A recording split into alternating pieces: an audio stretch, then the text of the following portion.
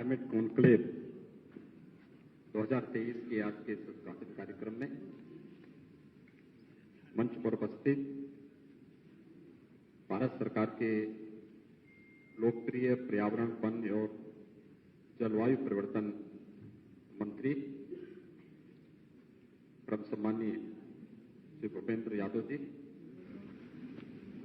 प्रदेश सरकार में मेरे सहयोगी मंत्री पर्यावरण, वन, जलवायु परिवर्तन श्री डॉक्टर अरुण कुमार सक्सेना जी, विभाग के राज्य मंत्री श्री के.पी. मलिक जी, सचिव पर्यावरण, वन एवं जलवायु परिवर्तन भारत सरकार श्रीमती रीना नंदन जी, अपर मुख्य सचिव पर्यावरण, वन एवं जलवायु परिवर्तन उत्तर प्रदेश शासन श्री मनोज सिंह जी, आज के इस 2 दिवसीय नेशनल क्लाइमेट कॉन्क्लेव के में भाग लेने के लिए प्रदेश और देश भर से आए हुए सभी इस क्षेत्र से जुड़े हुए प्रतिनिधिगण और उपस्थित भाइयों बहनों, इस नेशनल कॉन्क्लेव में केंद्रीय मंत्री माननीय श्री भूपेंद्र यादव जी का, प्रदेश के सभी पर्यावरण प्रेमियों की ओर से हृदय से स्वागत करता हूं, अभिनंदन करता हूं। इस अवसर पर पधारे हुए आप सभी प्रतिनिधियों का भी, जिन्होंने वर्तमान की इस चुनौती को स्वीकार करते हुए नेशनल क्लाइमेट कॉन्क्लेव में भागीदार आप बनने जा रहे हैं और उत्तर प्रदेश की राजधानी लखनऊ के 2 दिवसीय कॉन्क्लेव में आप पधारे हैं। आप सबका भी मैं प्रदेश सरकार की ओर से हृदय से स्वागत करता हूं। हम सब जानते हैं कि भारत की परंपरा सदैव से पर्यावरण हितैषी रही है। दुनिया के सबसे प्राचीन जो ग्रंथ हैं उनमें वेद एक है। अथर्ववेद का एक सूक्त जो हमें किस रूप में इस धरती के प्रति अगाध निष्ठा को प्रदर्शित करने के संस्कारों के साथ जोड़ता है।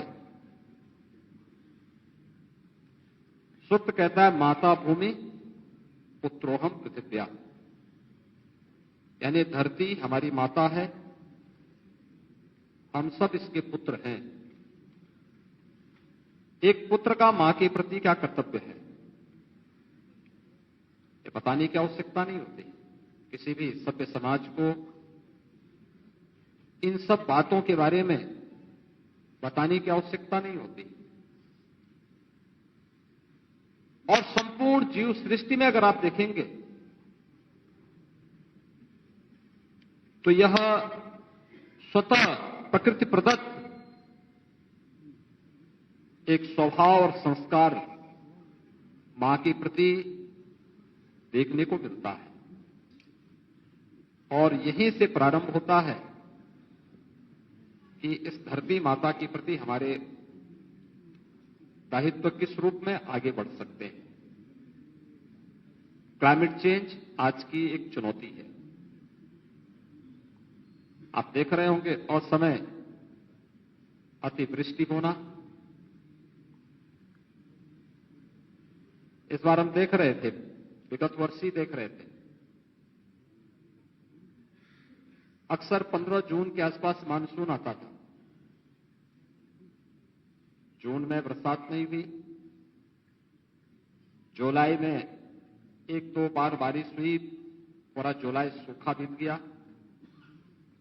अगस्त सूखा बीत गया, और यहां पर मानसून कब आया? अक्टूबर में।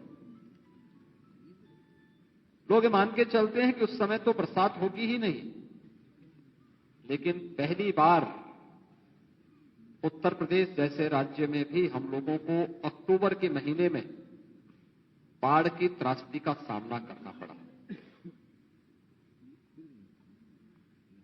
मैं सार्वजनिक जीवन में पिछले 25 वर्षों से हूं।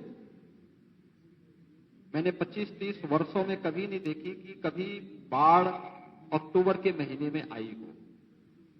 लेकिन इस बार अक्टूबर के महीने में उत्तर प्रदेश के कई जनपद बाढ़ से पूरी तरह प्रभावित थे। आपने इस सीजन में भी देखा होगा, और केवल उत्तर प्रदेश ही नहीं, देश के तमाम राज्यों में वर्तमान की जो बारिश हो रही है,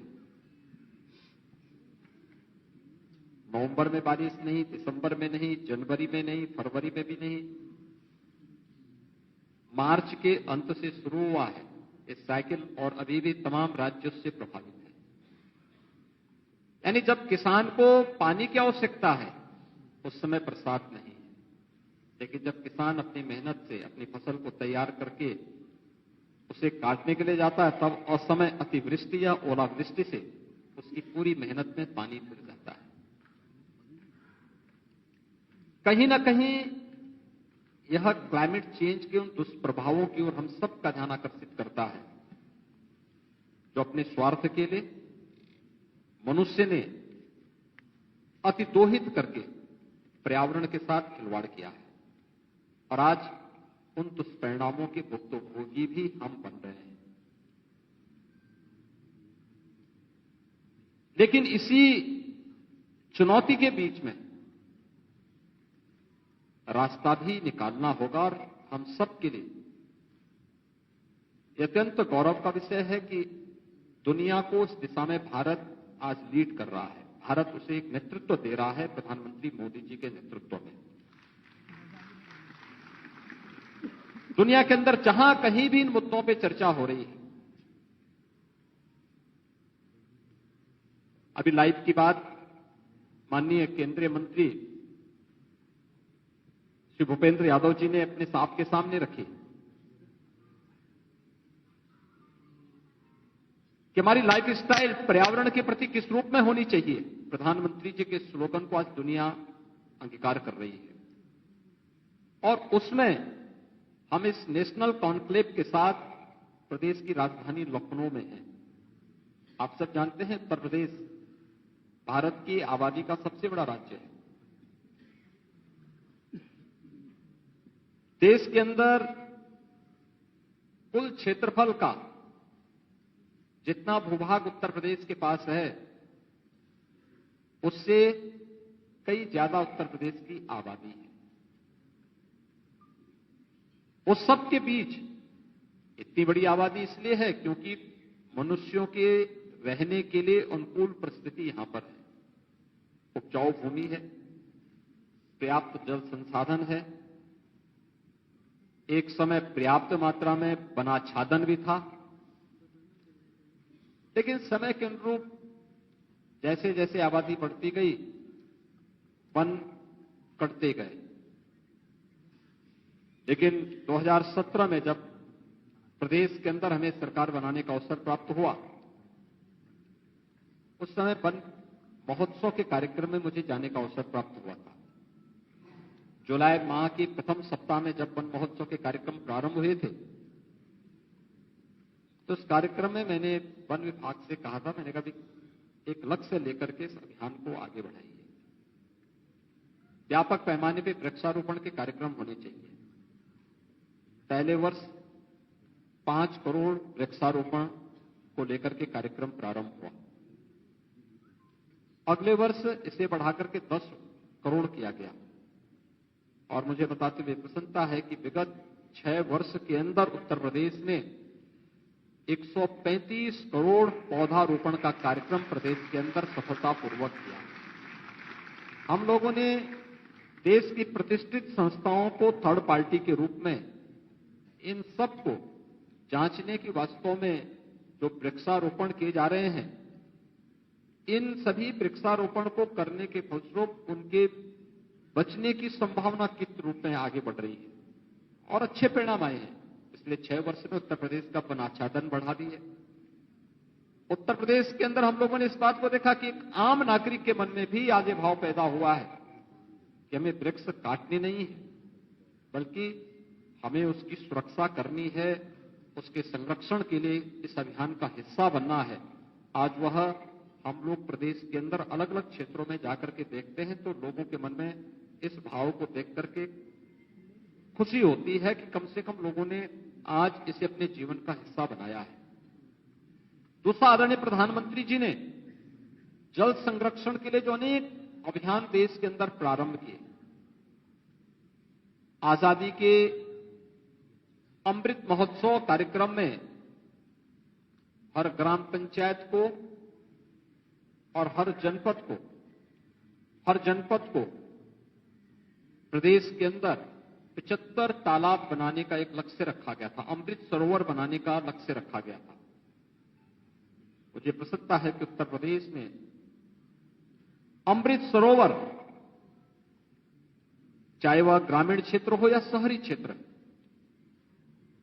8000 से अधिक अमृत सरोवर उत्तर प्रदेश के अंदर आजादी के अमृत महोत्सव वर्ष के अवसर पर उपलब्ध बनाने के कार्य संपन्न हुए हैं और लोगों ने बड़े उत्साह के साथ इन कार्यक्रमों में भागीदारी की। वन विभाग ने भी जल संरक्षण के लिए अनेक कार्यक्रम प्रारंभ किए, जिसमें अमृत सरोवरों के निर्माण के साथ साथ सरोवर के तटवर्ती क्षेत्रों में व्यापक पैमाने पर वृक्षारोपण के कार्यक्रम को आगे बढ़ाना। प्रदेश ने एक अभिनव कार्यक्रम और चलाया था। अक्सर होता था और मैं अक्सर इस बात को बोलता भी हूं कि पूर्वज हमारे कितने दूरदृष्टा थे। कहीं भी कोई अच्छी फलदार वृक्ष लगाते थे, सच था कि उस वृक्ष को बड़ा होने में और फलने फूलने में उसको समय लगता था, लेकिन सैकड़ों वर्षों के बाद भी वह वृक्ष आज भी फल देते हैं। मैं इस बात को देखता हूं, हमारे यहां गोरखपुर में गोरखनाथ मंदिर प्रांगण में एक आम का वृक्ष है, आज भी फल देता है। आप जब कभी बद्रीनाथ धाम गए होंगे, बद्रीनाथ धाम के जो सिद्ध योगी हैं वह योगी सुंदरनाथ जी। 1907 में योगी सुंदरनाथ जी गोरखपुर में उस वृक्ष के नीचे, उस समय गोरखपीठ में सिद्ध योगी योगीराज बाबा गंभीर नाथ जी हुआ करते थे। इन दोनों के बीच में संवाद होता है। वह वृक्ष आज भी उसका गवाह है। भारत सेवाश्रम संघ भारत के अंदर अध्यात्म और क्रांति का एक ऐसा पवित्र संगठन, आध्यात्मिक चेतना से उत्प्रोत एक ऐसी संस्था जिसके संस्थापक स्वामी प्रणवानंद जी थे। 1912 में उसी आम के वृक्ष के नीचे योगीराज बाबा गंभीर नाथ जी से स्वामी प्रणवानंद जी ने दीक्षा ली थी। ये वही वृक्ष आज भी उसी जीवंतता के साथ, अभी मैं परसों गोरखपुर में था, मुझे उस वृक्ष के नीचे फिर जाने का अवसर प्राप्त हुआ था। उसकी दिव्यता और उसकी भव्यता आज भी देखते हुए बनती है। तो मैं जब भी उसको देखता था, एक आकर्षण वह वृक्ष के ऊपर और उसके आसपास के वातावरण में देखने को मिलता था। तो मैंने 2019 में वन विभाग से उत्तर प्रदेश में कहा था कि हम लोगों को केवल वृक्षारोपण ही नहीं करना है, बल्कि 100 वर्ष पुराने जितने भी हमारे वृक्ष हैं उनको हेरिटेज वृक्ष के रूप में, विरासत वृक्ष के रूप में मान्यता देकर के उनके संरक्षण के एक बड़े अभियान को आगे बढ़ाना है, जिसमें विरासत वृक्ष की दूसरा जो संस्करण है उसका लोकार्पण अभी माननीय केंद्रीय मंत्री जी के कर कमलों से यहां पे संपन्न हुआ है। हम सब भी अपने आसपास के वातावरण में उन कहानियों के साथ जुड़ करके, उसके साथ जुड़ी हुई उन आध्यात्मिक और ऐतिहासिक पृष्ठभूमि को उसके साथ जोड़ करके उस विरासत की परंपरा को आगे बढ़ाने में योगदान दे सकते हैं। रहे होंगे बहुत सारे वृक्ष ऐसे रहे होंगे जिनके नीचे बैठ करके देश के क्रांतिकारियों ने देश की आजादी की रणनीति तय की होगी। स्वाभाविक रूप से क्रांति का आह्वान घर के अंदर नहीं, किसी वन के बीच में ही और किसी अन्य कार्यक्रमों में रहा होगा। हमारे यहां तो अरण्य पर्व ही एक माना जाता है। ये सभी कार्यक्रम आध्यात्मिक विरासत के कार्यक्रम हो या फिर क्रांति के कार्यक्रम, ये तो वनों के बीच में ही और वृक्षों के बीच में ही संयोजित किए जाते हैं। उनके संरक्षण के लिए हमारे स्तर पर भी कुछ नए कार्यक्रम प्रारंभ हो सकते हैं। उसको हम एक नए सिरे से उसकी व्याख्या और उसमें लेखन के कार्यक्रम को आगे बढ़ाने का कार्य कर सकते हैं।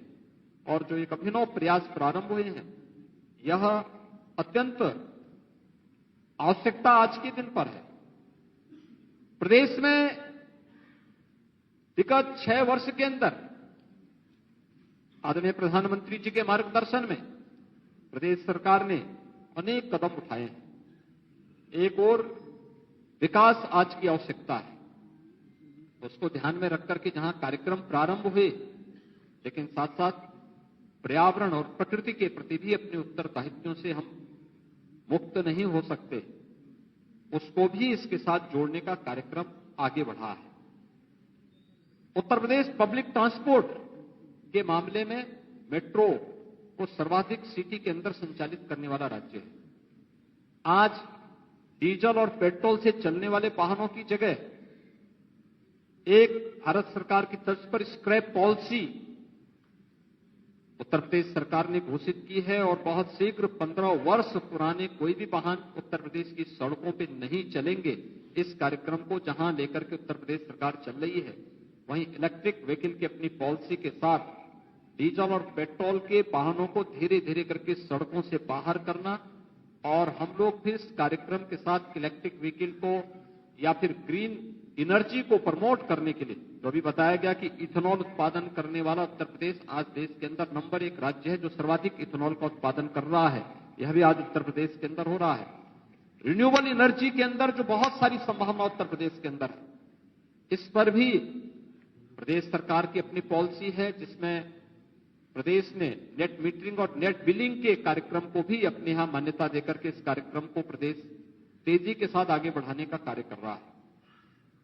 हम सबको मिलकर इस कार्यक्रम को आगे बढ़ाना पड़ेगा, और जब समाज, सरकार और इस क्षेत्र से जुड़े हुए विशेषज्ञ, ये सभी लोग मिलकर के एक साथ अभियान चलाएंगे। कल कितनी आदरणीय प्रधानमंत्री जी के कल बेंगलोर से जुड़े हुए, कर्नाटक से जुड़े हुए फोटोग्राफ कितने अच्छे और मोहक लग रहे हैं।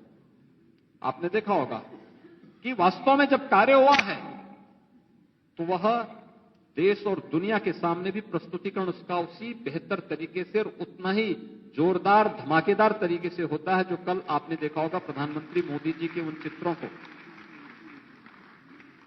जो उन्होंने वहां पर पर्यावरण से जुड़े हुए एक महत्वपूर्ण सेमिनार को उद्घाटन करते समय वहां पर वन्य प्रेमियों और पर्यावरण प्रेमियों के सामने उसका उद्घाटन किया।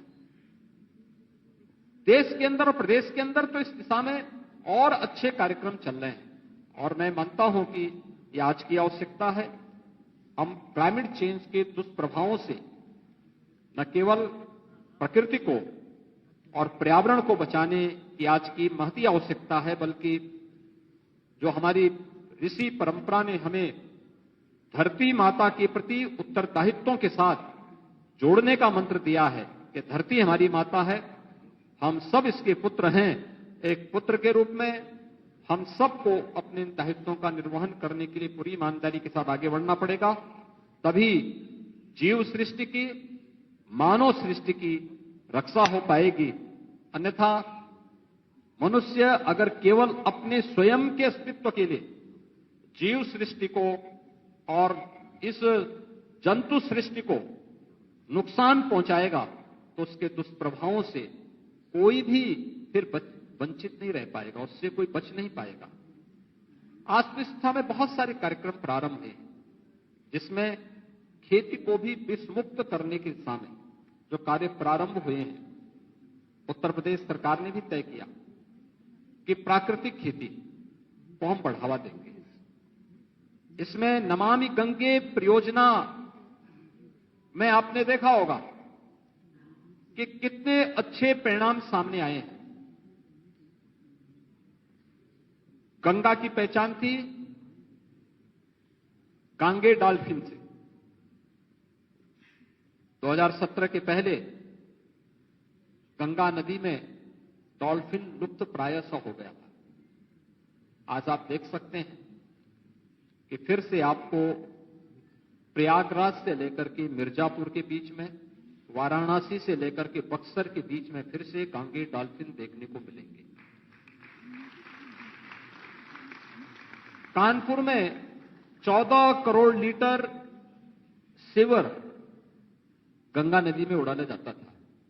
आज एक भी बूंद सीवर गंगा नदी में कानपुर में नहीं गिरती।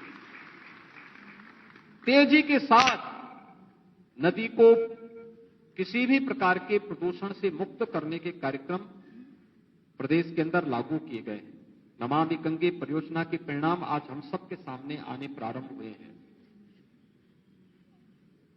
केंद्र और राज्य सरकार जब मिलकर के इन कार्यक्रमों को आगे बढ़ा रही है और इस क्षेत्र से जुड़े हुए विशेषज्ञ भी जब इन कार्यक्रमों के साथ जुड़ेंगे तो उस परिणामों को किसी बड़े आयोजन के साथ जोड़ने में और भी आनंद की अनुभूति होती है। और 2019 का उत्तर प्रदेश का प्रयागराज कुंभ सफलता की जिन ऊंचाइयों को प्राप्त किया था, उसके पीछे नमामि गंगे परियोजना की सफलता थी। आदरणीय प्रधानमंत्री जी के नेतृत्व में नमामि गंगे परियोजना पे जो कार्य हुआ था, हम उसके परिणामों की सुखद अनुभूति कर सकते हैं। मुझे याद है 2013 में प्रयागराज में कुंभ था। मॉरिशस के माननीय प्रधानमंत्री जी कुंभ के अवसर पर अपने देश के एक पूरे डेलीगेशन के साथ आए थे। लेकिन जब एक संगम तट पर गए और वहां पे गंदगी देखी, गंगा की जल को उन्होंने काला जल देखा, तो दूर से ही परिणाम करके चले गए। उन्होंने कहा कि यही गंगा है। संजोग ऐसा था जब प्रयागराज कुंभ 2019 में आया, उसी समय उत्तर प्रदेश में प्रवासी भारतीय दिवस का भी आयोजन वाराणसी में था। और वाराणसी में प्रवासी भारतीय दिवस के कार्यक्रम में मैंने स्वयं मॉरिशस के प्रधानमंत्री से अनुरोध किया। यदि मुझे संकोच भी हो रहा था, क्योंकि 13 में उनका अनुभव बहुत अच्छा नहीं था। उस समय उनके पिताजी वहां के प्रधानमंत्री थे, तो बहुत अच्छा नहीं था। लेकिन मैंने फिर भी साहस किया। मैंने कहा, आप यहां वाराणसी में आए हैं, प्रवासी भारतीय दिवस के कार्यक्रम के बाद आपको समय मिले तो आप प्रयागराज में कुंभ के आयोजन में आए तो और अच्छा होगा। तो उन्होंने हंसते हुए कहा कि मैं जरूर देखता हूं। और वह मेरे आग्रह पर प्रयागराज आए। 400 लोगों का डेलीगेशन था। हमने वहां स्नान करने के लिए आग्रह नहीं किया, लेकिन जब इस संगम पर आए, उन्होंने वहां पे लाखों लोगों को स्नान करते हुए देखा, तो उन्होंने कहा, क्या मैं भी स्नान कर सकता हूं? मैंने कहा, आप आए हैं, अगर आपको लगता है कि ये संगम स्नान करने लायक है तो अच्छा होगा। और उनके साथ 400 लोगों का डेलीगेशन था। उन्होंने अपने परिवार के साथ सभी जितने भी मॉरिशस से आए हुए लोग थे, सबने संगम में डुबकी लगाई और जल भर भर करके मॉरिशस लेकर के गए। ये दिखता है कि परिणाम आने में देर नहीं लगती, थोड़ा प्रयास करने की आवश्यकता होती है और उस प्रयास में हम भी भागीदार बन सकते हैं। प्रकृति के प्रति, पर्यावरण के प्रति अपने उत्तरदायित्वों का निर्वहन करके हम अथर्ववेद के उस सूक्त को, जो हमें इस धरती माता के प्रति, अपने कर्तव्यों के प्रति आग्रही बनाती है, उस उत्तरदायित्वों में हम भी खरा उतर सकते हैं। और इसीलिए उत्तर प्रदेश सरकार ने भी तय किया है। आदरणीय प्रधानमंत्री जी ने नेशनल फार्मिंग की जब बात की, तो गौ आधारित खेती के लिए गौ माता की भी रक्षा होगी, साथ साथ विष मुक्त खेती भी हम लोग देने में सफल होंगे। और विष मुक्त खेती के लिए ही इस कार्यक्रम को आगे बढ़ाने के लिए गंगा के तटवर्ती सभी 27 जनपदों में और बुंदेलखंड को प्राकृतिक खेती के लिए एक स्पेशल इंसेंटिव देकर के उत्तर प्रदेश सरकार इस कार्यक्रम को आगे लेकर के चल रही है। और मुझे बताते हुए प्रसन्नता है कि आज उत्तर प्रदेश के अंदर जैविक खेती और प्राकृतिक खेती, इन दोनों प्रकार की खेती को 1,30,000 हेक्टेयर भूमि में हम जैविक और प्राकृतिक खेती के कार्यक्रम को लागू कर चुके हैं और तेजी के साथ इन कार्यक्रमों को आगे बढ़ाने का कार्य भी किया जा रहा है। अभी से हम लोगों ने तय किया है कि इस वर्ष फिर उत्तर प्रदेश सरकार वन विभाग को नोडल विभाग बनाते हुए, क्योंकि यहां पे केवल एक नोडल विभाग वन विभाग होता है, लेकिन सभी अन्य विभाग इसमें सहभागी बनते हैं। 35 करोड़ वृक्षारोपण के कार्यक्रम को लेकर के फिर हम लोग जुलाई प्रथम सप्ताह में प्रदेश के अलग अलग जनपदों में एक बृहद अभियान को आगे बढ़ाएंगे। 35 करोड़ वृक्षारोपण एक साथ एक दिन में जुलाई प्रथम सप्ताह में उत्तर प्रदेश के अंदर होगा। उसकी तैयारियां अभी से होने लग गई हैं। हम लोगों ने उत्तर प्रदेश के अंदर एक और कार्य किया कि जितने भी हम प्रधानमंत्री आवास योजना के आवास देंगे किसी भी लाभार्थी को, उस लाभार्थी को एक साथ सहजन का पेड़ भी देते हैं, क्योंकि प्रधानमंत्री आवास प्राप्त करने वाला जो व्यक्ति होता है स्वाभाविक रूप से आर्थिक रूप से कमजोर होगा, और जो आर्थिक रूप से कमजोर होगा वो पोषण भी वही होगा। तो हम लोगों ने सहजन का एक एक पेड़ प्रत्येक आवास के सामने उन्हें उपलब्ध करवाने का कार्य किया। और पेड़ लगाने के साथ जब अब पेड़ बड़ा होता है तो जो फली देती है, सहजन की जो फली होती है वह अपने आप में प्रोटीन से युक्त होती है। साल में 2 बार फली देगी, परिवार के लिए पर्याप्त मात्रा में सब्जी भी मिलती है और उसके सूप को पीने से भी उसके काफी उस परिवार को एक नई मजबूती भी प्राप्त होती है। साथ साथ हर कुपोषित परिवार को हम लोग निराश्रित को आश्रय स्थल से एक एक ब्याई हुई गाय भी उपलब्ध करवाते हैं। बहुत अच्छे परिणाम उसके आ रहे हैं। एक एक गाय भी उपलब्ध कराते हैं। 900 रुपए हर महीने उस गाय के लालन पालन के लिए भी उस परिवार को उपलब्ध करवाते हैं। तो गाय की भी रक्षा होती है, साथ साथ परिवार कुपोषण से मुक्त भी होता है। ये कार्यक्रम निरंतर आगे बढ़ रहे हैं और इस बार फिर से वन विभाग, उत्तर प्रदेश शासन के विभिन्न विभागों के सहयोग से 35 करोड़ के अपने लक्ष्य को प्राप्त करने की दिशा में अभी से नर्सरी तैयार हो रही हैं। उन्हें अलग अलग स्थानों पर जून के अंत तक पहुंचाने के साथ ही जुलाई के प्रथम सप्ताह में वन महोत्सव के अवसर पर व्यापक पैमाने पर वृक्षारोपण के कार्यक्रम आगे बढ़ेंगे। 2 दिवसीय इस नेशनल क्लाइमेट कॉन्क्लेव में देश के अलग अलग क्षेत्रों से आप सभी विशेषज्ञ यहां पर आए हैं। मुझे पूरा विश्वास है कि यह नेशनल कॉन्क्लेव आदरणीय प्रधानमंत्री जी के मंशा के अनुरूप एक निष्कर्ष पर पहुंच करके प्रत्येक देशवासी को पर्यावरण के प्रति, अपने कर्तव्यों के प्रति जागरूक करने में सफल होगा। इस 2 दिवसीय कॉन्क्लेव के उद्घाटन के अवसर पर मैं एक बार फिर से केंद्रीय मंत्री माननीय श्री भूपेंद्र यादव जी का और आप सभी प्रतिनिधियों का मैं उत्तर प्रदेश की राजधानी लखनऊ आगमन पर हृदय से स्वागत करता हूं, अभिनंदन करता हूं। धन्यवाद। जय हिंद। बहुत बहुत धन्यवाद माननीय, आपके बहुत